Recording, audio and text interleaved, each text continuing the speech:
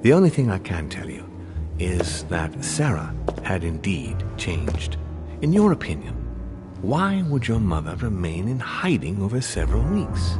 You must leave me alone now. I have agreed to everything, even to... But you do realize your mother will have to accept the consequences of her acts.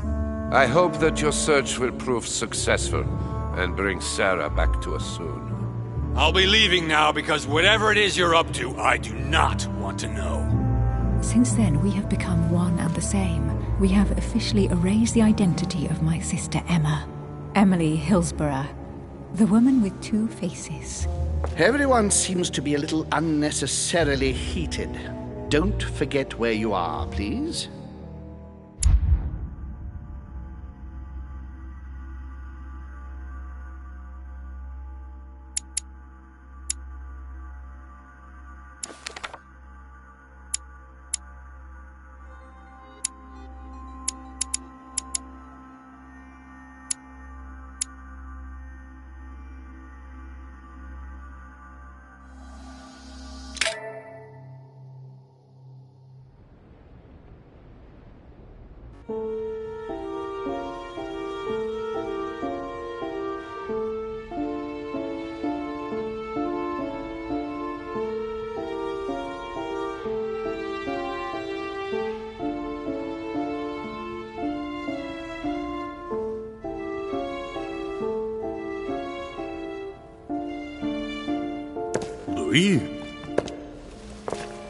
Louis, the conference is about to start any minute.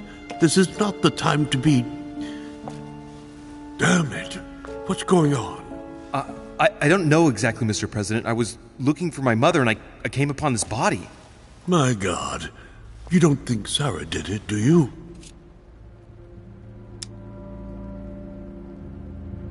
No, I don't think so. Why would she have attacked a servant? If no one saw you, I'd advise you not to get involved, Louis, so that no one will accuse you of the murder.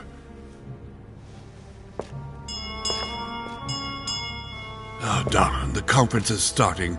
Time is of the essence. Sort this out and join us as quickly as you can in the conference room. Everyone will be expecting you. Mr. President, this is not really the right time, and I didn't come for that. Your mother's seat cannot remain vacant. You must replace her while she's still missing. Your mother and I were to support Mortimer on this project. I don't know what the subject is, but the future of our countries depends on it. Given the importance of all this to Mortimer, he won't let the conference begin without you.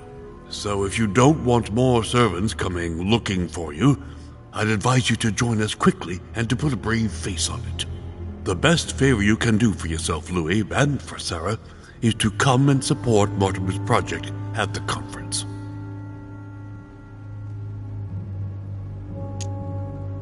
Don't worry. You can count on me, Mr. President. I shall help you with Mortimer's project as soon as I've finished up here. Good, Louis. Sarah would be proud of you. I'll stall them while you're on your way, but make haste. I'm going. Don't be long. Tell them that I'm on my way.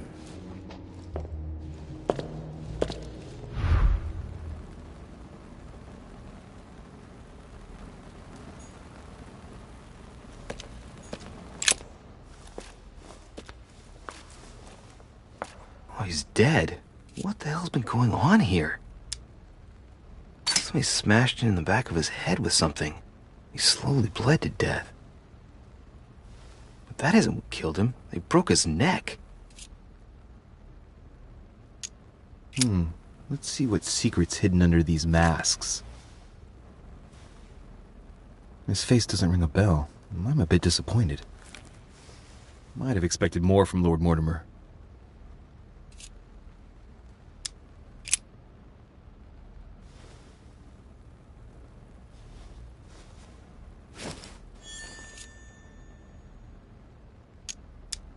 Mother, if this is your doing, the situation is getting worse and worse.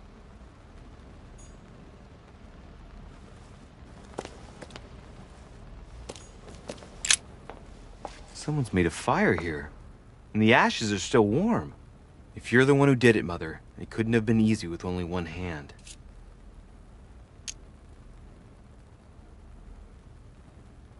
I must have just missed her. If only I hadn't wasted so much time getting out of Lord Mortimer's study. An old blanket. From the looks of it, it couldn't have kept her very warm.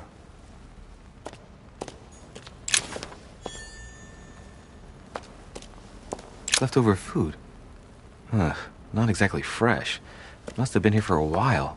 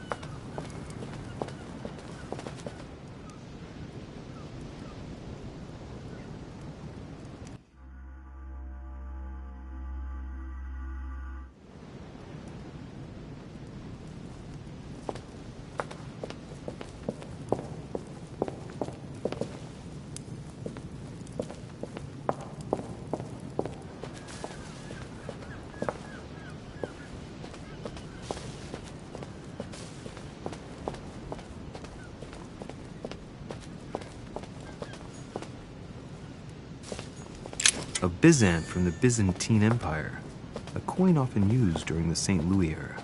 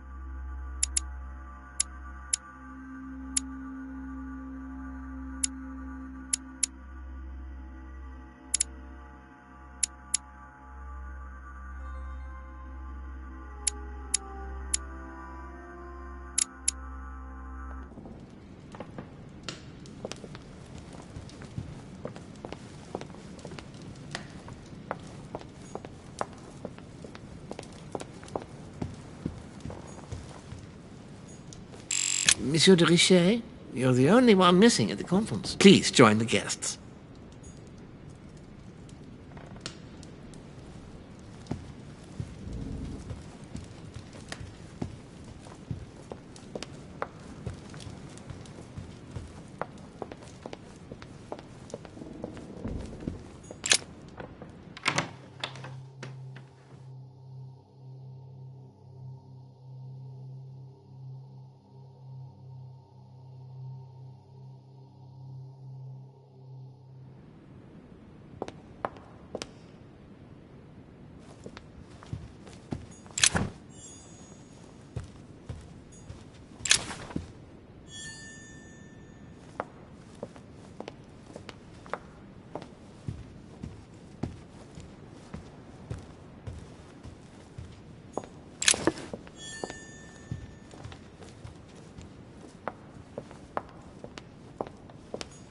Monsieur de Richet, you are expected at the conference. Please take the door to your left to join the guests.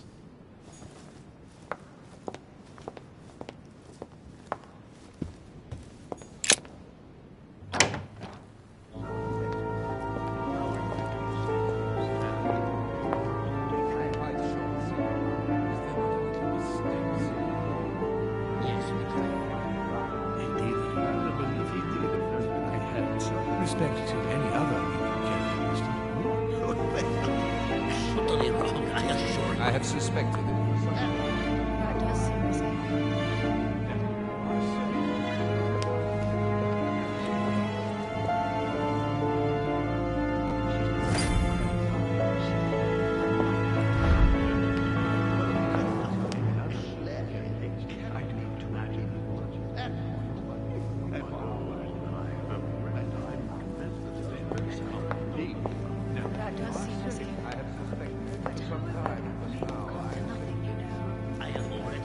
I don't know if you ever found what you were looking for in the garden, but Mortimer is waiting for you. I suggest you get a move on. You say it as if you were afraid of him.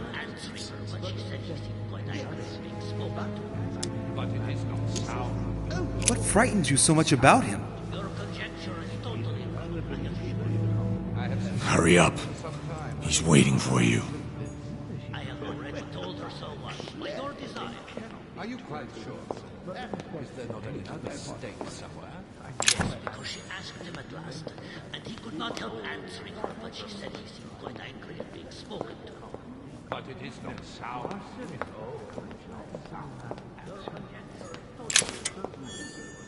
Allowing the case to stand according to your representation, you must remember. She's not acting by design, is she?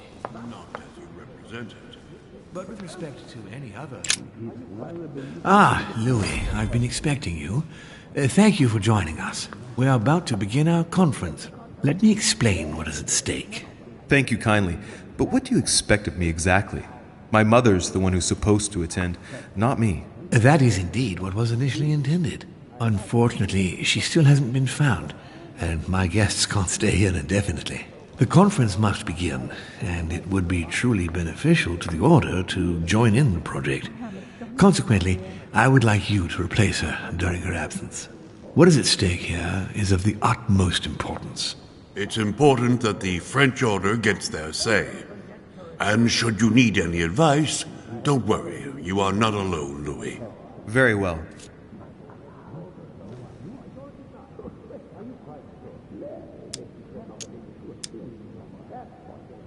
In concrete terms, how do you organize your discussions? A conference is always organized the same way. There are two masters of ceremony who determine an important subject. You and Sir Gregory, I presume. Exactly. We shall be the masters of ceremony. It was our obligation to each bring to the table several guests in order to debate a subject. Once the debate is closed, a decision will be made by a vote of all the participants. By a unanimous vote. If the project is not agreed on by all, then it will be rejected. And neither of the two masters of ceremony have the right to vote. It's up to the guests alone to decide, Louis.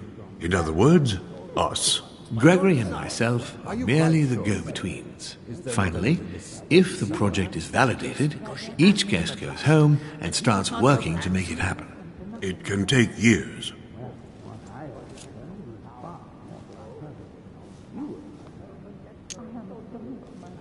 Can you give me a brief explanation of the aim of it all? Of course, Louis, I was coming to that. The aim of these meetings is to bring together the most influential people in order to think together about the future.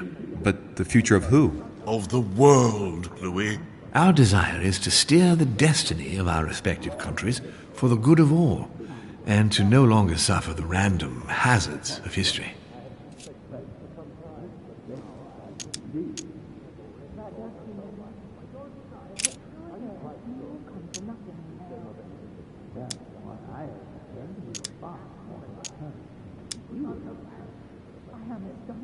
Can you give me an example of an event that was decided here before being implemented in the outside world? Well, take the French Revolution.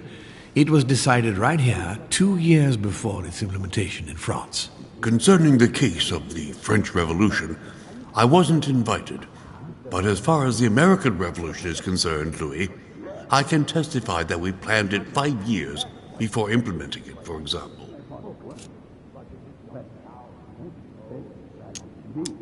Do you often hold this kind of society dinner? In general, once a year, but in actual fact it tends to be events that dictate our gatherings. Louis, let me keep you a moment.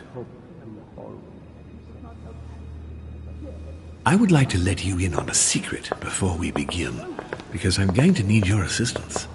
You see, the project I'm going to present concerns the territory of Louisiana in North America. It's currently Spanish territory, and I'm going to make the proposition to the Assembly for it to become French.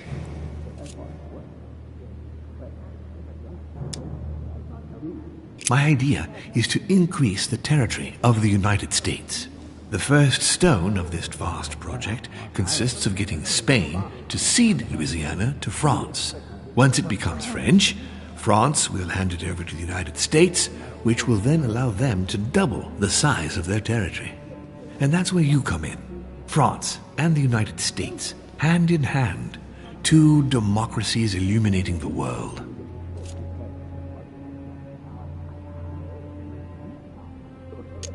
But why spread it over 2 phases? Why not announce the overall project immediately? Unfortunately, if Spain were to hear that the intention of all this is to allow the United States to grow, they would never sign. Manuel Godoy is perfectly aware of President Washington's appetite. If the United States took Louisiana, Godoy would know full well that he will have lost the entire North American continent. Things must take place in several stages. Otherwise, the change will be too brutal, and he will have no choice but to reject the project. Take a look at them. Apart from President Washington, they all belong to monarchies. Do you really think they won't resist? Of course they'll fight, fearful as they are of losing their precious privileges. But the world needs visionaries, like you, like your mother. It's a pity Sarah isn't here to see it. She only knew about a tiny part of the project. I hope I can count on you, Louis. It's time to start now. I must ask you to keep it to yourself for the time being. Take a seat, follow the discussions. We will have an opportunity to catch up later, and you'll be able to let me know your thoughts.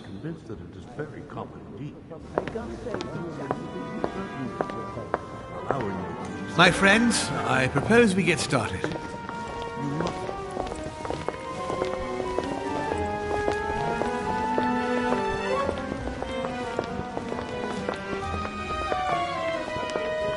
First of all, I would like to thank you for taking the time to come. The honor is ours, my lord. As per our custom, here we are all together to discuss the face of tomorrow's world. Even though there may be certain tensions between our nations, I must ask you to keep an open mind.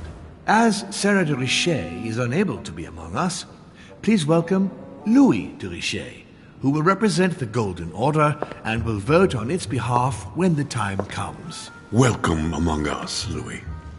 Welcome, Monsieur. I hope he'll be more effective than his mother regarding the protection of the King of France. The Order has proved particularly inefficient. Come, Manuel, you're not going to spoil our visit. The Order's mission was not to protect King Louis XVI, as far as I am aware. We are talking about the King of Divine Blood, for goodness sake. It seemed obvious to me he needed protecting. If the Golden Order wants to pride itself on being an influential organization, it should have kept him alive.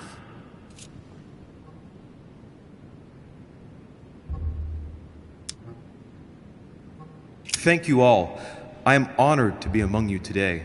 I will strive to represent the interests of the Order as best I can. Perhaps we may begin, Lord Mortimer. Certainly. I have a dream that our nations will continue to support each other, more now than ever before. A dream that, for the sake of common good, we will do what it takes to ensure stability in the modern world. I have a dream that we shall lead by example and ensure that the American territory may remain in peace. Thank you for the thought, Lord Mortimer, but I don't see where you're leading. I'm coming to it, Mr. President. I need not remind you that North America is currently divided between the United States on the east coast and Spain, which occupies the remaining 2/3 of the continent. Well, I propose that Spain cede the center of the continent to France, namely all of Louisiana. Louisiana? But, well, it is not for sale. Lord Mortimer, I sincerely hope I have not come all this way just to hear you ramble on about what Spain should and should not do. When we went to all the trouble of gaining the territory a few years ago, it was not just to lose it today. Have I made myself clear? What did I tell you, William? You speak of union, and yet here you are, about to tear us apart. Duke Manuel, I perfectly understand you. But rest assured, you will soon adore my proposition. You shall see. Well, since you give me the choice, my good fellow, allow me to doubt it. However, I am impatient to hear what Spain could possibly gain from the sale of Louisiana. I never spoke of a sale, my good fellow. What? But I do not understand. There is one more territory left to conquer, if I'm not mistaken, in the northwest. It is, of course, occupied by your notorious Indians, but... We shall soon be rid of the savages, so that is not a question. Duke Manuel, I believe that Spain should cede Louisiana to France, free of charge. This is utterly grotesque, Lord Mortimer. What a strange example you set for your young protégé. Isn't that so, Monsieur de Richet? Do you understand anything of this proposition? I must say, William, I find your project mostly disfavors me. I thought you were my friend. And I am, Mr. President. That is why I'm doing everything in my power to calm your expansionist fervor. France, in Louisiana, should persuade you not to attempt anything to take the territory by force. Louisiana is a vast wetland where you would needlessly lose most of your troops. It would weaken you and offer certain nations the perfect opportunity to take back your famous United States. I am protecting you from yourself, George. Trust me. I understand. But with friends like you, sir, I certainly don't need any more enemies. I hope you know what you're doing. Not to put too fine a point on it, Lord Mortimer, but I doubt the Holy See would be in favor of Catholic Louisiana being handed over to secular revolutionaries and king killers. I should think Monsieur de Richet has an opinion on this subject, does he not?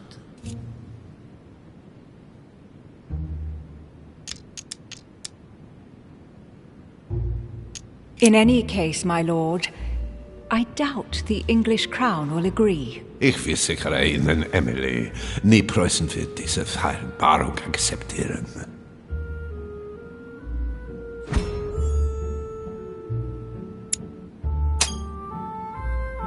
I assure you, Emily, the Prussian will never accept this agreement. Volner looks like he's set on ruining Mortimer's plan. Duchess, I am persuaded that we shall find a common ground. That's enough, William. These are grave times. We don't care about the fate of Louisiana.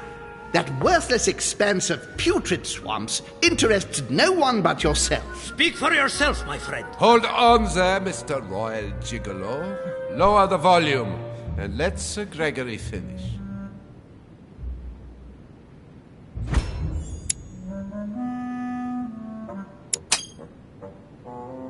Home, Godoy, and now Volner? Mortimer's adversaries are ready to tear each other to pieces, and he takes a malicious pleasure in watching it happen. How dare you! Gentlemen, let us try to remain calm. There you are, William. See where your projects have taken us, as per usual. Chaos! That's enough. I'm tired. We shall continue this discussion tomorrow, but please be aware that your project will never be ratified. Those who are opposed to this project, follow me.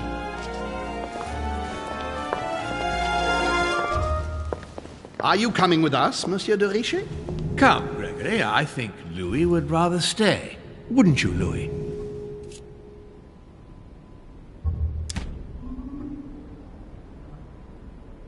As for me, I think I shall remain with Lord Mortimer, Sir Gregory. You are committing a grave error, Louis. Time will tell.